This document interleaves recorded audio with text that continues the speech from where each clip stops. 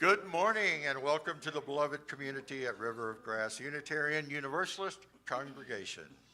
We are delighted to have you here on this beautiful, warm morning. YouTube is streaming, so let's have our chalice lighter, who I think is me, begin our service by ringing our chimes.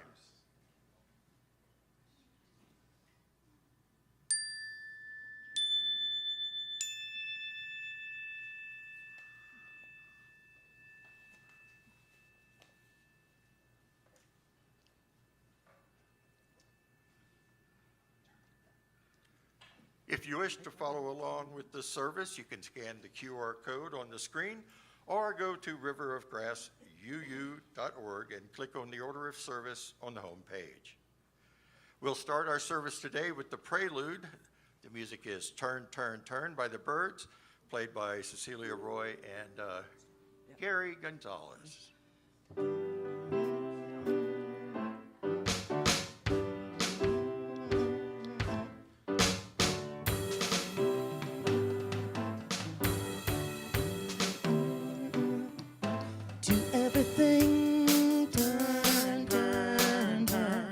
There is a season, turn, turn, turn, and a time to every purpose under heaven.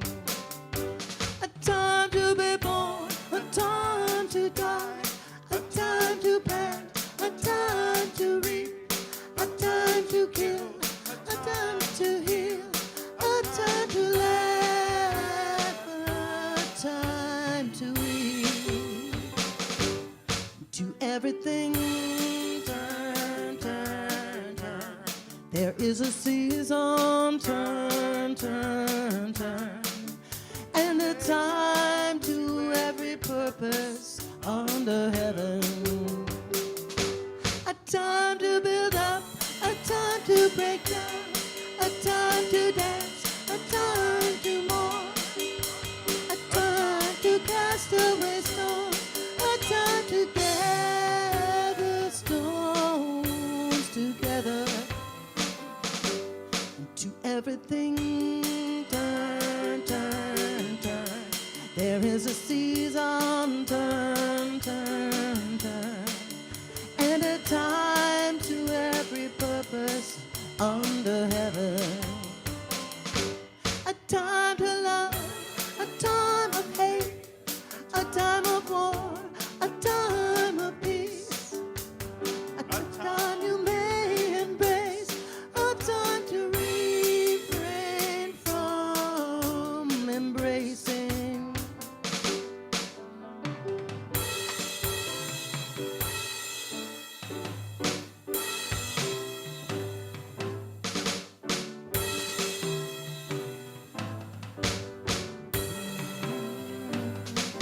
To everything, turn, turn, turn. There is a season, turn, turn, turn, and a time to every purpose under heaven. A time to gain, a time to lose, a time to rent, a time to sow, a time for love, a time for hate, a time to grace. There it's not too late.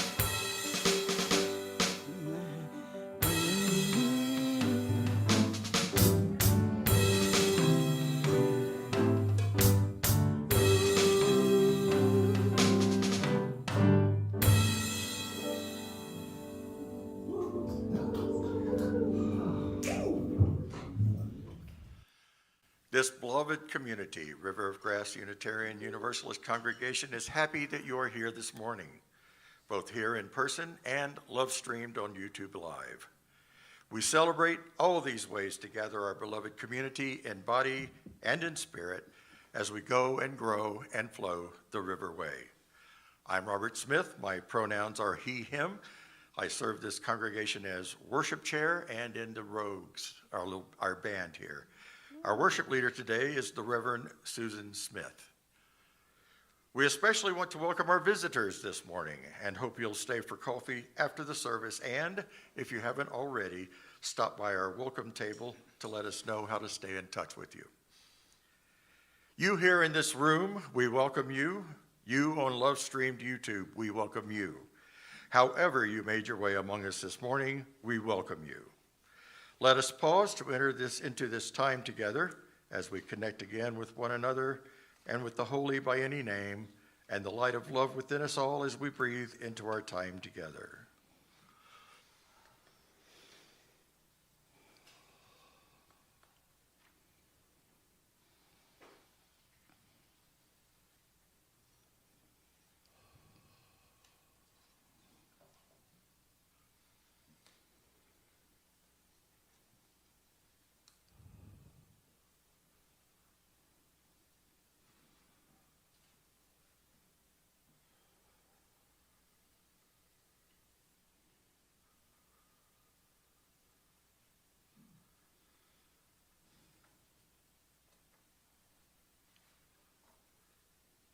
In this congregation, it is our mission to nurture our spirits, love intentionally, and create a just and healthy planet in our enduring search for truth, meaning, and faith.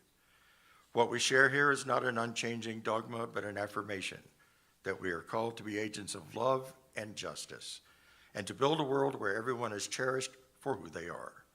River of Grass is unapologetically progressive home for seekers of truth, boldly told, love freely given, hope never failing, answering the call for peace and justice for all living things and the earth. Our congregation was intentionally named to lift up the place where we reside, the life-giving Florida Everglades, ancestral lands of the Tequesta and Calusa people whose memory we honor today. The Miccosukee tribe of Florida and the Seminole tribe of Florida are the present-day stewards of these ancestral lands. May we strive to live by their example. Marjorie Stoneman Douglas gave the poetic name River of Grass to the Everglades, and we honor her legacy by continuing to use her name. We open wide our doors and our hearts to you as you are, as we come together on this journey of transformation for ourselves and our world.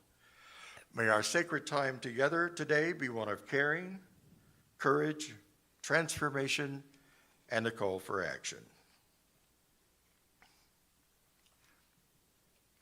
Our guest speaker today is my spouse of 37 years, the Reverend Susan M. Smith.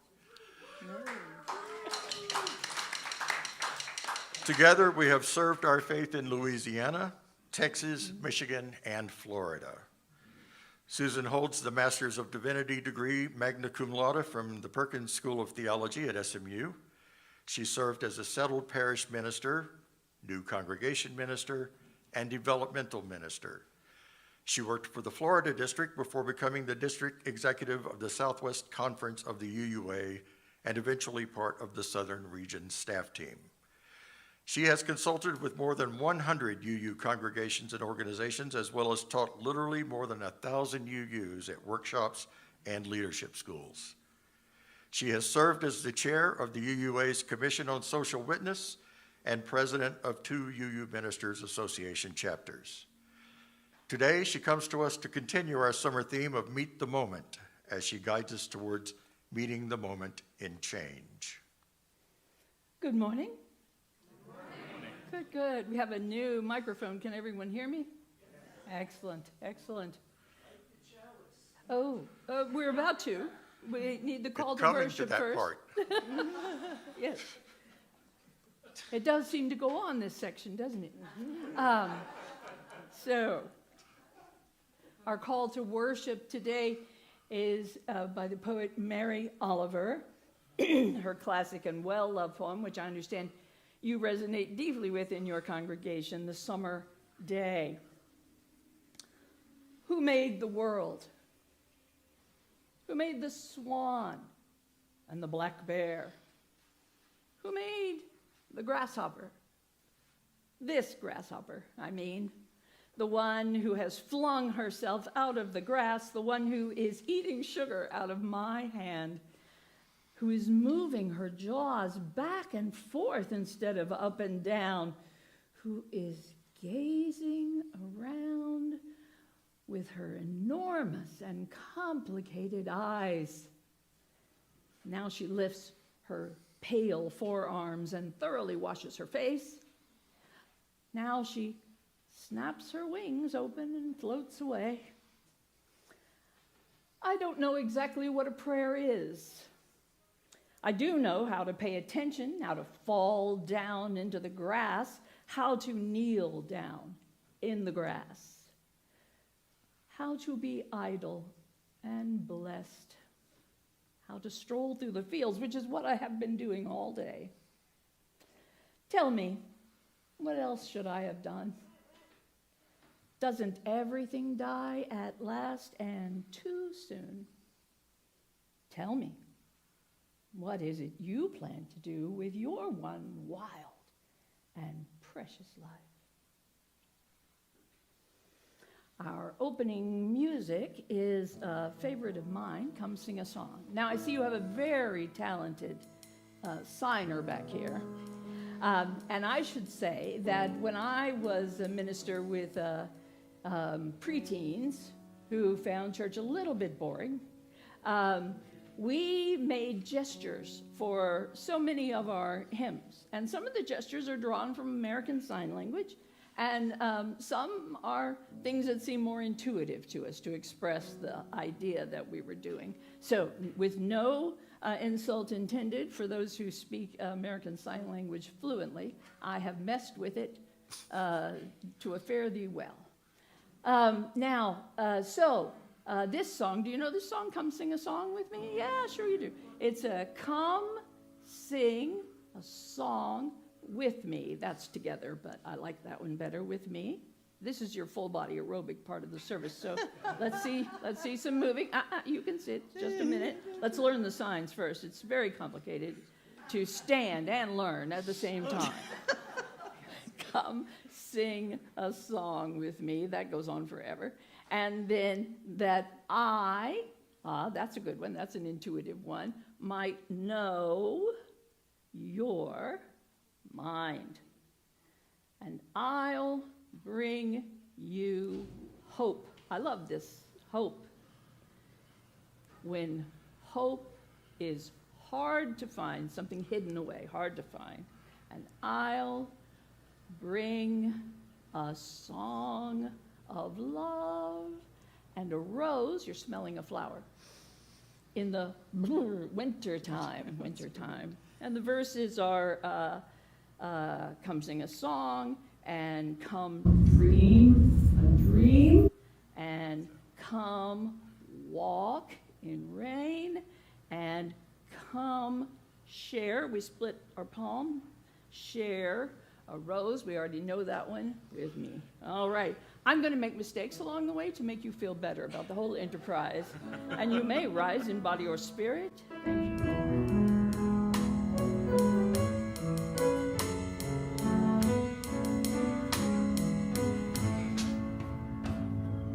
Come sing a song with me. Come sing a song with me. Come sing a song with me, that I might know your mind. And I'll bring you hope when hope is hard to find. And I'll bring a song of love and a rose in the winter time. Dream a dream. Come dream a dream with me. Come dream a dream with me. Come dream a dream with me, that I might know your mind. And I'll bring you hope when hope is hard to find.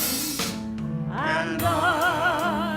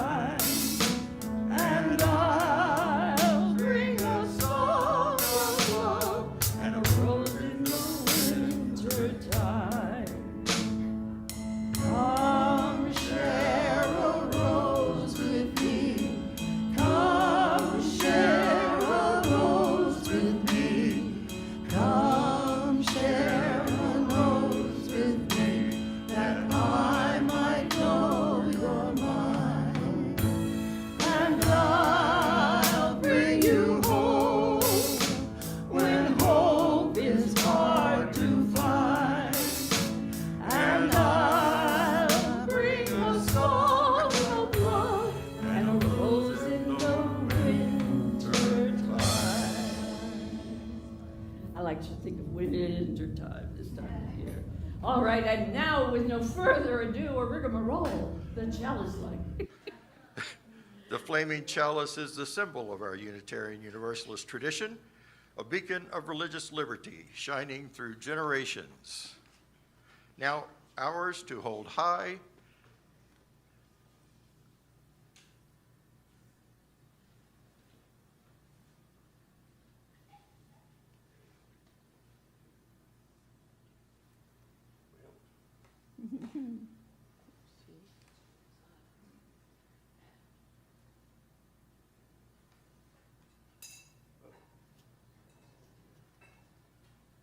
Technical difficulties.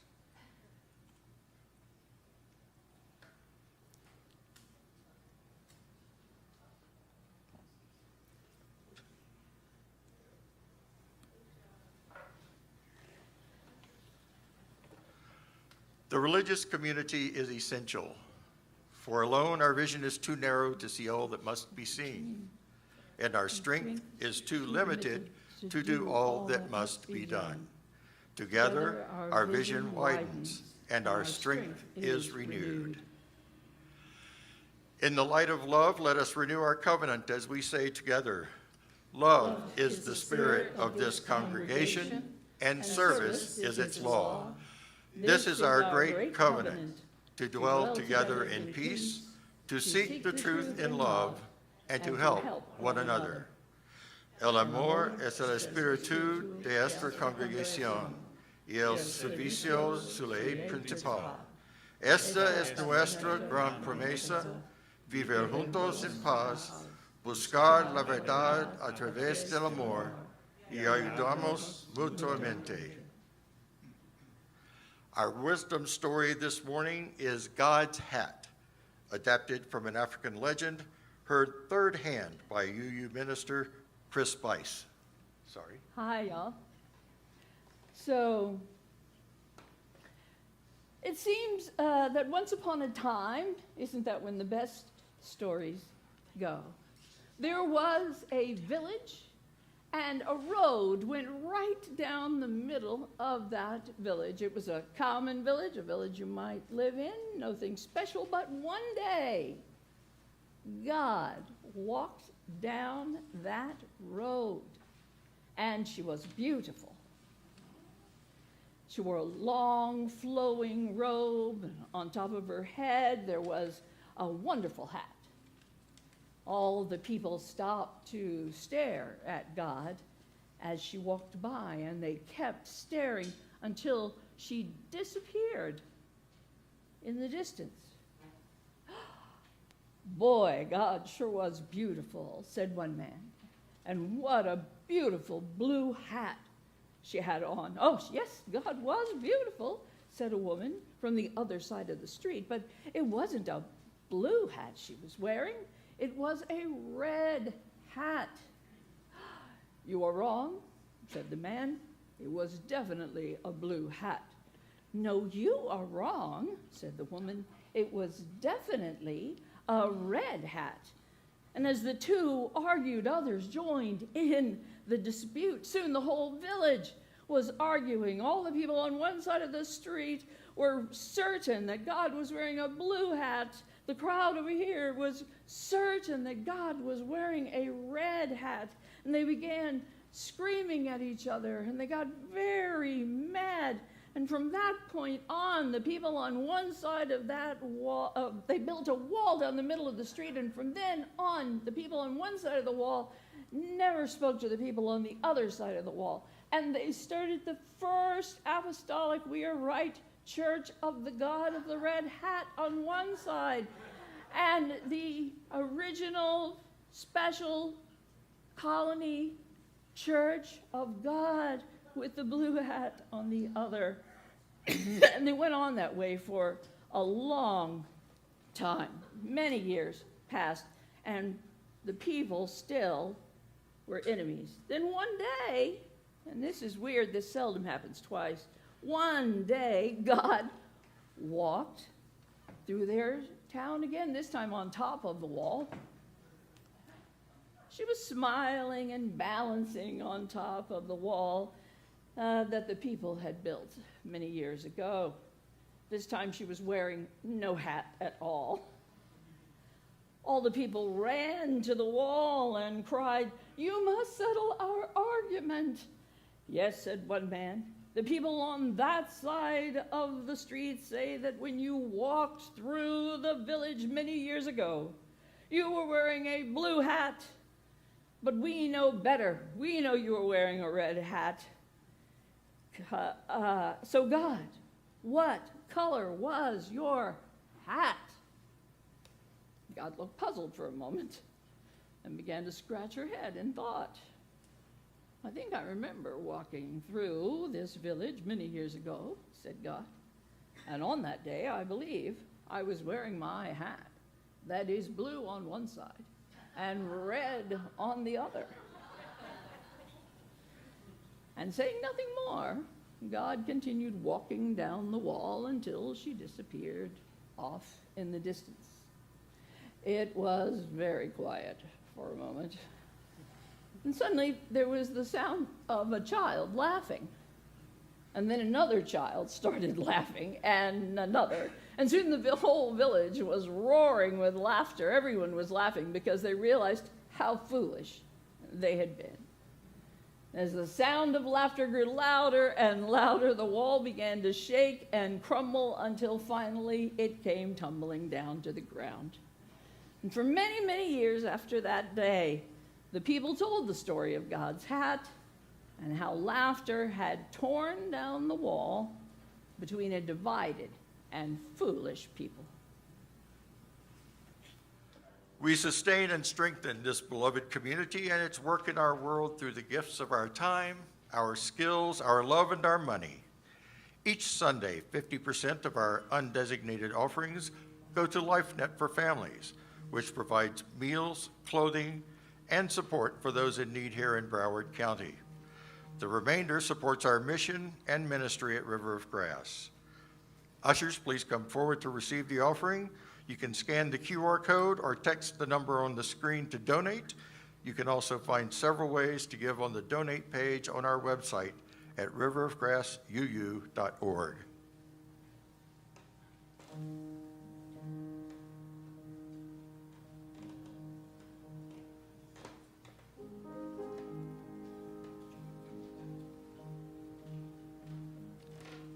I'm just noodling while I'm waiting for you. No worries.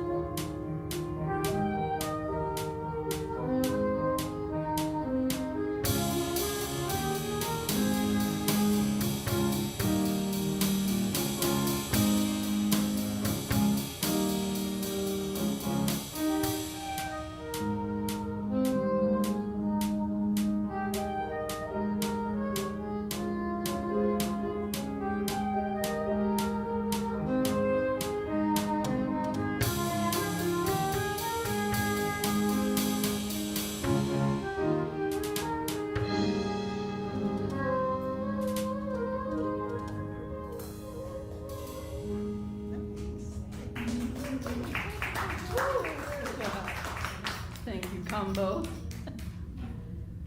Our deepening hymn is from the Gray Hymnal as well, number 298, Wake Now My Senses. I'm going to be talking to you about ministry, and this is a hymn that speaks very much to me of the ministry.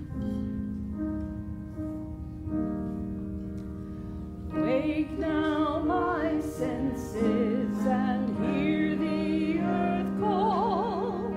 Feel the deep power of renewal. Break within the web of creation your vow. Giving, receiving, as love shows us how. Wake now my reason, reach out to the new. Join with each pilgrim who quests for the true. Honor the beauty and wisdom of time. Suffer thy living and praise the sublime. Wake now, compassion, give heed to the cry. Voices of suffering till the white sky. Take as your neighbor both stranger and friend, praying and striving their hardship to end. Wake now my conscience, wailing with all people whose rights are denied. Take not for granted a privileged place. God's love embraces the whole human race. Wake now my senses of ministry clear. Brighten my pathway with radiance here. Mingle my calling with all who will share. Work toward a planet transformed by our care. We lift these things, spoken and unspoken, written and unwritten, asking that our hearts be seen, even as we become seers of hearts, that we may serve one another and those beyond our walls with love and thankfulness today and every day. Amen. Amen. Amen. Aho. Ashe. Namaste. Blessed be, and so it is. My friend John Corrado wrote this beautiful song. I thought we would do it today. We're going to listen to it played through once, and then we'll just sing it once.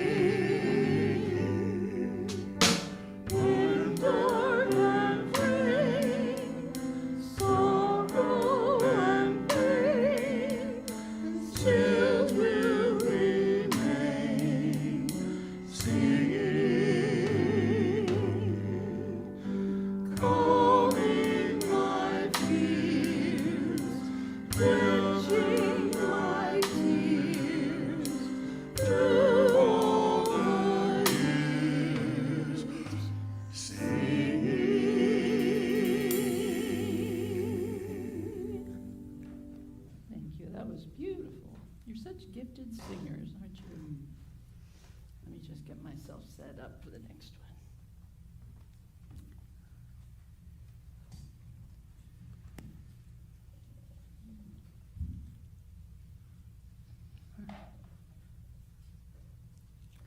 The beautiful poem by Nancy Schaefer, That Which Holds All. Because she wanted everyone to feel included in her prayer, she said right at the beginning several names for the holy. Spirit, she said, Holy One, Mystery, God. But then thinking these weren't enough ways of addressing that which cannot fully be addressed, she added particularity, saying Spirit of life, Spirit of love, Ancient Holy One, Mystery, we will never, ever fully know, Gracious God, and also Spirit of the earth, God of Sarah, Gaia, Thou. And then tongue loosened, she felt, in naming superlatives as well, most creative one, greatest source, closest hope. Even those superlatives for the sacred seemed to her probably redundant, but then she couldn't stop. One who made the stars, she said, although she knew technically a number of those present didn't believe the stars had been made by anyone or thing, but just likely happened. One who is an entire ocean of compassion, she said, and no one laughed. That which has been present since before the beginning, she said, and the room was silent. Then, although she hadn't imagined it in this way, others began to offer names. Peace, said one. One my mother knew, said another. Ancestor, said a third. Wind, rain, breath, said one near the back. Refuge, that which holds all. A child said water. Someone, then womb, witness. Great kindness, great eagle, eternal stillness. And then there wasn't any need to say the things she'd thought would be important to say. And everyone sat hushed until someone said, Amen.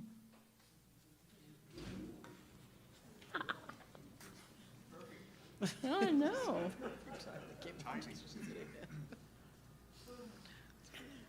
So as you can see, I'm a differently abled person. I have a physical disability now, and for about 15 years, I have struggled with a variety of autoimmune conditions, some of which make my muscles weak, some of which dry my eyes out so I can't see, some of which make my mouth dry so I cough. So I haven't preached in about 3 years. So I'm warming up with you. No, this is a one-off, as it were. I wanted to come and visit you because of your new minister who is coming. And I am so excited about that. And I have kept close tabs on everything, as Robert can tell you. I want to know what the news is all the time and how it's going and what processes you've had and what the UUA has told you and that sort of thing. And I want to commend the people who did the search and your success at this moment. It's a wonderful thing. Robert mentioned that I served as a district, we used to call them, in the UUA, a district employee. I worked for Mary Higgins at the Florida district. I've served twice in Florida, so I've been here off and on many, many times. And I was around when you started. I was then the district executive of the Southwest Conference, which is the second largest geographical conference of the UUA, covers a 4-state area, Texas, Oklahoma, Arkansas, Louisiana, and Springfield, Missouri, Memphis, Tennessee, and our congregations in Mexico. So that kept me pretty busy. It had the most congregations of any of the conferences. And then besides that, I got somewhat of a reputation for transition work. That's what you're doing. You're in a transition at the moment. And also for conflict. So sometimes when people would be at each other's throats in other parts of the country, they'd call me to go over and try to help them manage themselves in a way that reflected nicely on our faith. So I've been in this moment here with you, with many, many congregations. I've given the speech where the minister is leaving, and we all knew the minister was leaving, and we're sad, but we're prepared. And when I've given the speech when the minister has left this week, and we're all shocked and upset. I've given the you're looking for your first minister's speech. And I've done so many workshops in what we call startups, where new ministers come, and then you have a startup workshop. You talk about the history. I love that part, because I am very good at getting people to tell me the skeletons in their closet. And so when people are reciting to me the official history, I see the rolling of the eyes. Or someone will say to me as we're having refreshments, "Oh, you don't want me to tell you." And I say, "Oh, but you are exactly the person I have been looking for, my dear." So to deeply go into the history, how we handled conflict, how we handled change. You're at the moment and meeting a moment of profound change, welcoming your new minister.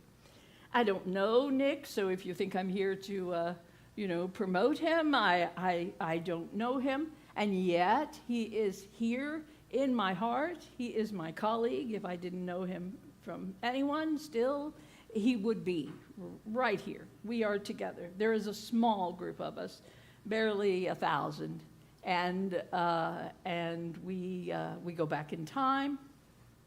So Robert said that we were continuing the Meet the Moment theme. I'll remind you that at the Unitarian Universalist Association General Assembly in 2025, they introduced the Meet the Moment process to us, and that was a series of questions. Robert posed them to you last week. I'm going to remind you, what is the moment we are in? And obviously the moment you are in is waiting for this new minister to come. What are the most urgent needs and important opportunities of this moment? I know you all have something important you want to say to the minister about how things ought to be done. You've been trying to tell people all along, and they've not listened to you. And sometimes they've had the nerve to vote it out, and yet you still want to tell the minister how things. I call this giving them enough rope to hang themselves.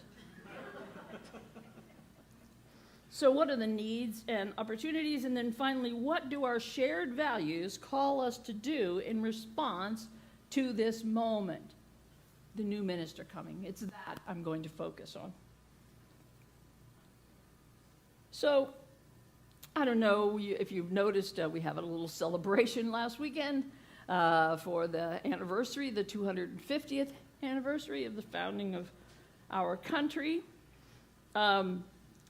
That is child's play to Unitarians, not so much to our Universalist ancestors, but our Unitarian ancestors, to us.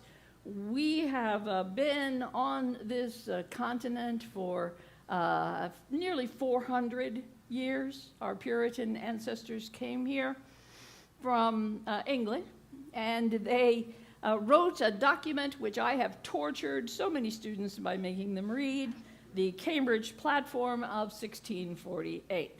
I won't share it with you all now, but if you've never read it, it's a shame. We still do things according to this book. We just don't claim it anymore. We still do the things that we do. When we talk about congregational polity and the autonomy of congregations, when we talk about how we come together by joining in the covenant of an individual congregation, the way that we seek our ministers and the processes that they go to, and the way that you are organized are all reflected in that work, in the Cambridge Platform of 1648. Now, in that platform, the congregation is run by elders and deacons. Deacons do the work of the church. Deacons do the, in the platform it says they're to provide for the two tables, which is to keep the altar, that there should be a place to worship, and then that the minister should get like a chicken on his table once a year, something like that. They have two people who are also, so we've got these elders, though. They are responsible for keeping the congregation, the rule, it says.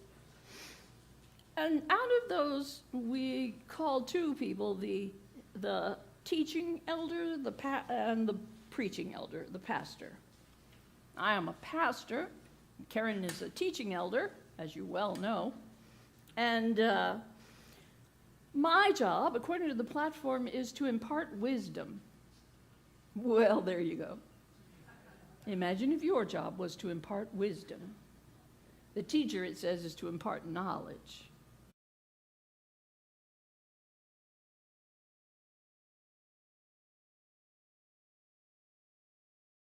And they were given a certain amount of authority.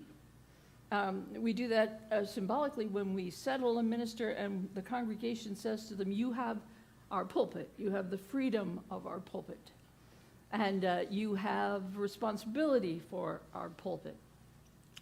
And then also you, of course, have responsibility as the pew to listen to what is said and think on it and decide how you feel.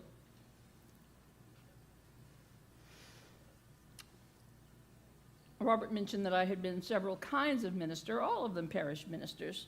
But I wanted to say you did this without an interim minister.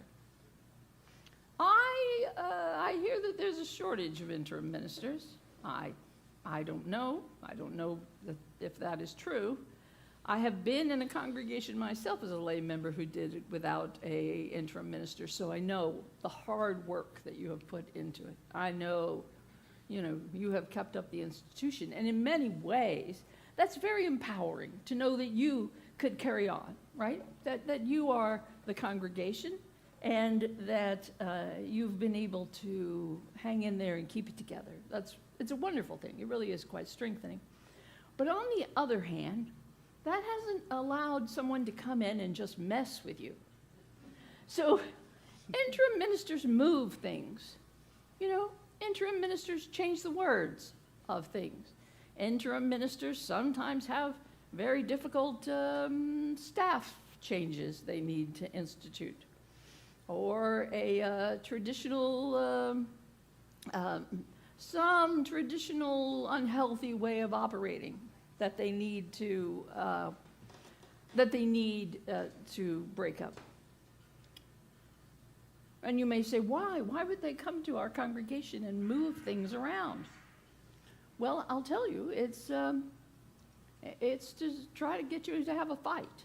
I always say that when I counsel people who want to get married, I talk to them, I poke at them, I ask them questions until I can get them in some kind of an argument. Could be low level, could be high level. But I'm looking for how do they act with each other in that moment? How do they behave? Do they behave like people in a covenant? Do they behave like someone whose shared value says that love is at the center of the relationship, as they should? And so that's one of the things that interims do. And one of the reasons that they do it is that they know that the minister, when they enter into a new system, will be change. They just won't know what to do. We always advise settled ministers who are coming in for the long haul, for who knows how long, 30 years, 40 years. We suggest to them that the first year they don't do anything, they just observe. But I can tell you that observing is an active state. And I always found that people would come to me and want me to take up their favorite thing, that they wanted to do. You may know that I served the UU congregation of Fort Lauderdale, but I was developmental minister, so I came right in and said, get rid of that couch, let's do this, that, or the other thing. People came to me and they wanted to change things. And I always say, by what process would we make that change? Because it completely throws off, The question is not asking me to make the change, but how will we discern? What would be our process and our bylaws? What would the board do? What committee would we take that to? What would we do? So we know that they're going to be watching you, and that every watched object changes, right? It's a scientific principle. When I was at my first settled ministry in Michigan, in a congregation that had been founded in 1880, with almost all of the founding families still represented in the pews of that congregation, I was doing my best not to do anything, not to change anything, just to observe through the first year. Almost immediately, people began to tell me about the harvest dinner. The harvest dinner is coming. Oh, good. What is a harvest dinner? You understand, they were Midwesterners, and I was coming from the far reaches of the South. What is a harvest dinner? Oh, it's the harvest dinner. It's a big thing. We love the harvest dinner. Well, good. Wonderful. What date is the harvest dinner? So I got it in my calendar. Okay. Well, the harvest dinner is really right around the corner, they would say at meetings. And I would say, what can anyone tell me what is a harvest dinner? I didn't know. Was it a potluck? What was the harvest dinner? A few days before the harvest dinner, these huge cookers began to appear. Huge things began to show up in the kitchen.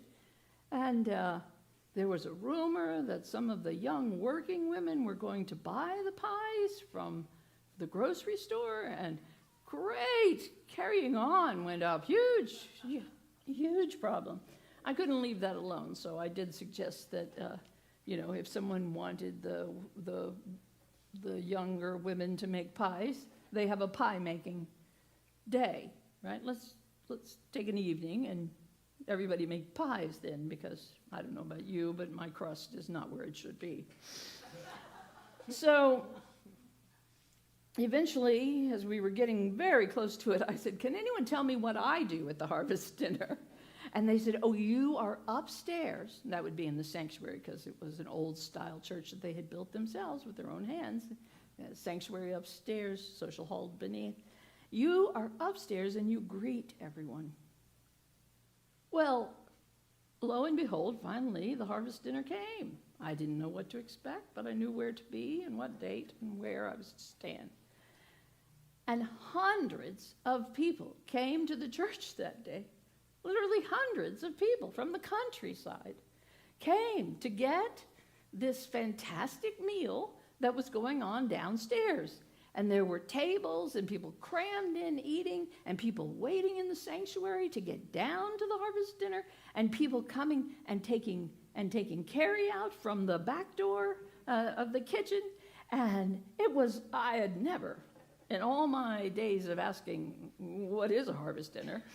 I never imagined, and of course couldn't take any advantage of it.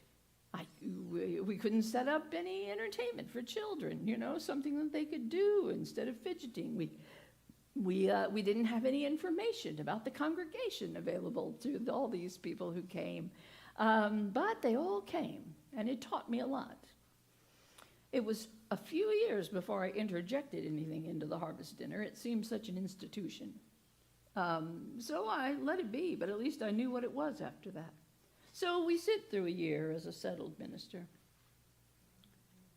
When we're a developmental minister, we've come for specific goals. We've come to move things along. We've been asked to come to move things along, and we move them like an interim. But I served at Fort Lauderdale for 7 years and moved. And as you know, we changed the name of the congregation. We moved to a new location. So many things happened during that time. Very hard work for the system.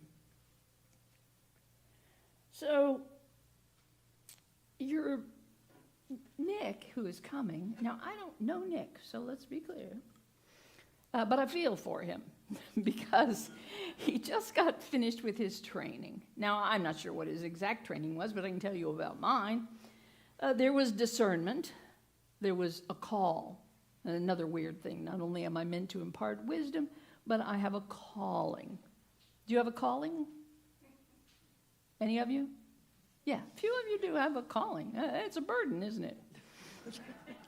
It's one thing if you have a vague calling, you know, that you should be something. But in my experience, most people who are called in the ministry are like Noah, quite sure they should not. Right? Oh, you are kidding, they say back to the universe. And the universe says, let me put them in the belly of a whale for a while and see if they're more obliging. And yeah, you come back from the belly of the whale more obliging. So there is the discerning. And there must be recommendations, and people must say you're an upright person, and there were mental tests. Robert and I went to a huge testing center, and not only was I tested, but Robert was tested, and we were tested to see if our marriage could withstand something like that. And then if I couldn't go to seminary right away, I was busted broke. And so I became the administrator at my congregation, which is one of the reasons that I do a lot of financial and governance counseling. And so I was the administrator. I took my Renaissance modules, which are the way that we train religious educators. So I got my 5 Renaissance modules. And I was, going to workshops. The district executive at that time, Dwight Brown of blessed memory, he took me around consulting with him. And it was at that time that I realized what I really wanted to be was that I wanted to be a district executive. So I finally got into seminary, got all our money in order. Robert and I moved into a dorm room. If you want to build a strong marriage, live in a dorm room. Where, the only place you can go is the bathroom if you want to storm out of somewhere. Well, so, yeah. And we did that and drove back and forth. Robert's parents were ill, and we drove back and forth to Shreveport from Dallas over and over and over again and had a wonderful time. Then finally you come to your intern. Well, needless to say, the people at the seminary think they should be able to figure out whether you're an appropriate minister. And so there's a certain amount of pressure. You go through all this reading because you're preparing for the Ministerial Fellowship Committee of the UUA. I went to a lot of workshops, independent workshops out and about. You get finished with your 3 years, because the Master's of Divinity is a professional degree, like law. You don't even have to have a bachelor's to take a Master's of Divinity. Because, like lawyers, you can just go and learn it all in that period of time. So 3 years, and then an internship, a full year of an internship, which I served in 2 congregations in the San Antonio and Kerrville area. And so you do all of that. You hope to get in to see the Ministerial Fellowship Committee. You finally do. Maybe they can see you as a minister, maybe not. Maybe you go back through the process. Eventually, you become a minister, and you get fellowship, we call it, and then you are ordained. You may remember that Nick was recently ordained up in Pennsylvania. So that's grueling, and you think, oh, good, it's done.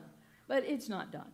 You go through search, and I'm very glad for him, glad for all of you and for him that you found this match. It's going to be wonderful. But he is in what we call preliminary fellowship. And preliminary fellowship requires written reports from the congregation for 3 consecutive years before he can finally reach final fellowship. Now this is mainly the pothole that I've come to talk to you about. This can be a very confusing dynamic in a congregation. Here's what I hope for you. I hope Nick Sanchez stays a long time with you. One of the determinants of a healthy congregation and a large congregation is that they have lengthy ministries, because they don't waste their time constantly going through a ministerial transition. And also, they know the difference between a new spirit and new goals because a minister has come, and actually having a strategic plan, which you should have, right? And so they renew that strategic plan. Where are we going, and what do we mean to accomplish? And that question the board asks itself constantly is, are we accomplishing that? And the question the minister asks is, what is my role in accomplishing these things? So that we know what we're evaluating. We're constantly trying to evaluate things. We don't even know where we want to go. We're asking ourselves, are we getting there? We haven't even said where we're going. Makes me crazy. This is why the first thing I do when I consult with the congregation is say to them, send me your strategic plan. It's always, I don't know, we had one. We had one a while back. So we come to this moment, we have to do these forms for the UUA. I don't want to tell you that the forms are not important. They really are. But they're going to give you a strange impression about what the relationship of the minister is. I'm hoping that you will decide fairly quickly to settle Nick Sanchez. That he's going to come in, the chemistry is going to be fantastic, and you are going to say, oh, I'm so glad to have someone in that spot. And you're going to enter into a covenant with him, a long-term, open-ended covenant, like the one that you had with Amy Carroll and you've had in the past with your other ministers. And when that settled ministry, as I said, is not something that we evaluate with a form all the time. It is not like hiring a plumber. It is not like having a secretary at your job. Whatever way that you have of thinking of employment, it is not that. It's this weird covenantal relationship of a person called to impart wisdom and serve our shared UU faith, coming here to do it in your midst and help you also grow in the faith and serve the faith. Not to serve you, to love you, to take you into their hearts, to watch you come and drop your stones and see how long you stand, or what joy you have on your face, or what sorrow, to notice when you're not here, to grieve when you pass away, to stand by your bedside at the hospital, these things, to hold you in his heart. What a big thing it is. And how could you know? How would you know? What if I ask you the question, is Nick holding you in his heart properly? Would you say 80%, 100%? Is he 50% holding you in his heart? I will tell you a secret.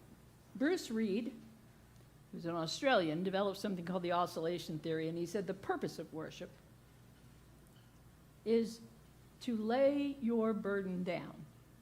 He said to enter into an extra dependent state, dependent on me.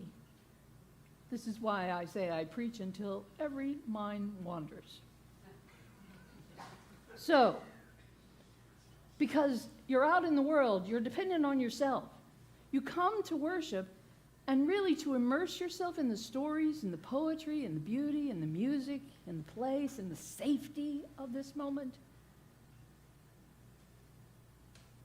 What needs to occur psychologically is that extra dependent state. It's very much like transference with a counselor. Very much like that state. I always say to counselors when I meet them, your job is very much like mine, except for people don't show up on your porch with a casserole and their dog. Right? So, an intimate relationship is about to be formed. Do not let those forms confuse you. This is a holy thing. This is a sacred thing. This is a beautiful thing. Oh, it's like being married. It's like falling in love. But it's not. It's something entirely different. I am so glad I was called to it. So glad Nick Sanchez was called to it. So glad you are called to bring it among us and to see what flourishes. People have, in our faith tradition, have joined themselves in covenant 400 years. And we continue to do it because it is deep and good. And I wish nothing but great things for all of you. Our closing hymn is number 34, Though I May Speak with Bravest Fire.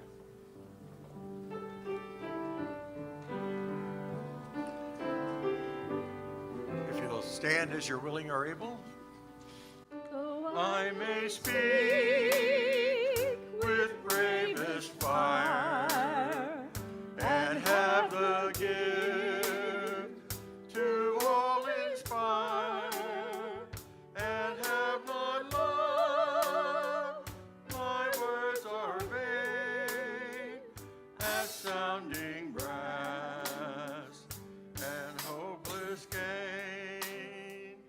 Though I may give all I possess, our spirits long to river of rest, but not be given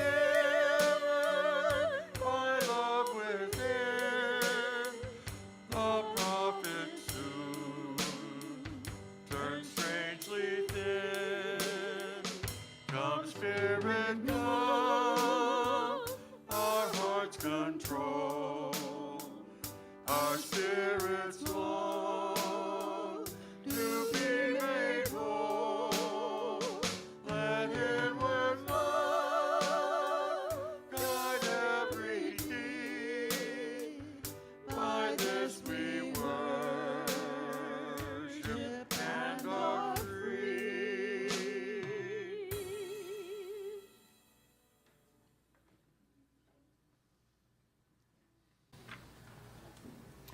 Our closing words today are reading 498 from our Singing the Living Tradition hymnal by Howard Thurman.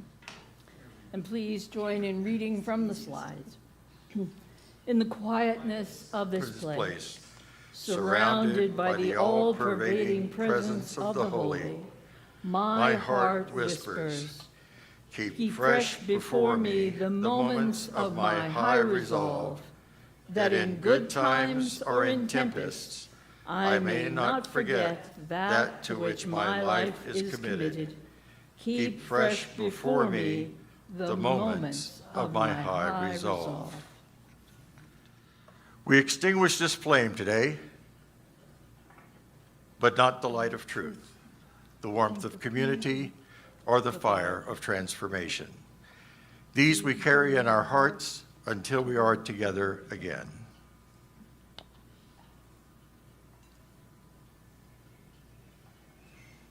And of course, as always, we have announcements. Our faith development program is in recess until September, but the kids are still coming to River of Grass. Not to worry, you youngsters will have fun all summer long. We will have crafts and activities available for children and youth every Sunday. So if you want to be a child or a youth today,